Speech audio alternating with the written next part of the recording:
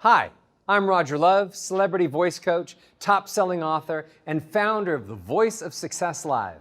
I'm working to make the world a better place, one speaking voice at a time, starting with yours. The way I see it, parents make the world a better place every day.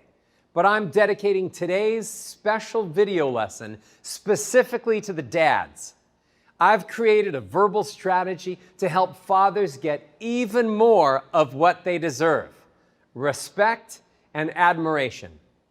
As a father myself, I know how many roles that we play every day: friend, mediator, disciplinarian, role model, comedian, and coach, just to name a few. So I understand how difficult it can be to strike the right balance between each of them. The strategy I'll share with you today is engineered to help you feel and sound great, no matter what character you may want to play. So let's get started. First, let's get some depth.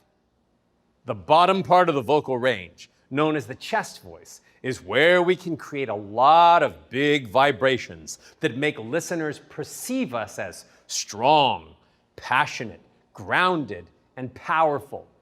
The lower range creates a very deep resonance because it vibrates the full length of the vocal cords. To communicate strength and confidence every time you open up your mouth, you need to stay a little lower in your vocal range. Whether you're talking about their day at school with your kids, or giving advice, or reminding them to do their chores, the key component to a fatherly voice of strength and knowledge is to use a lot of this lower pitch.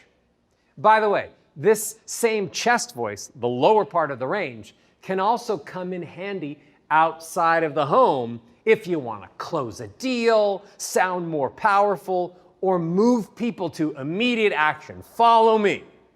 Using more chest voice can even decrease the misinterpretations because the thick sounds convince listeners of your total commitment to the words you're speaking and the things you're feeling. Next, cut the fluff. To ensure your family, colleagues, and friends perceive you as intelligent, savvy, and worth listening to, we need to cut down on your verbal fillers, the non-words like and like, those words that are non-words and ruining the English language and other people's perceptions of you.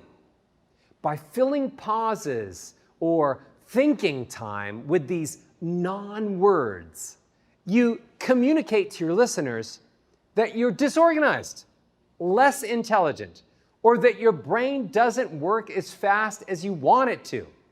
So cut the fluff. No more fillers, like. Lose them in your conversations. Remember that commas and periods and pauses have their place in our conversations for a reason. They're supposed to be a gift for your listeners. Those moments when there's a comma and silence right after a comma or a period allow the listeners to reflect and process the words that you just said up to that point in your sentence before you jump in and say more to them. Here's an example to bring this point home. If I say, I love red, I love blue, and I love green, when your listeners hear the filler words, they disqualify the actual word and what it means. Suddenly they're not thinking about the colors. They're thinking, what's blue, what's green, what's red, Instead, if I say, I love red, I love blue, and I love green, people believe the words I'm speaking, and their mind moves on to think about red and blue and green and what those colors mean to them. Not red, blue, green, Suddenly they're aware of the message and more engaged with you personally. That's a big difference. The consequences for using filler words in your daily life are even more extreme.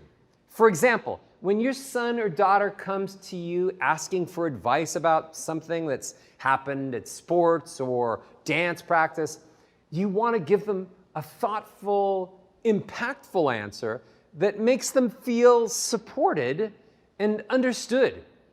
If you just litter those lessons, those dialogues with and like, you're already diminishing your credibility before your kid can even have a chance to follow your advice or think that you know what you're talking about. Or, as another example, think about your relationship with your significant other. If they ask you, honey, did you take care of that task I needed your help with? And you respond with, it's just that second that they're going to conclude that you forgot to do what they asked you to do and that you never followed through. That isn't the impression you want to make, and it's not the appreciation your contribution deserves to the family. So cut down on the fillers, and you'll increase everyone's faith in you and your abilities to be an amazing father, husband, person, and intellect. On this wonderful Father's Day, I hope you put this verbal strategy into action and get more of the outcomes that you want and deserve as a dad. From my family to yours, happy Father's Day.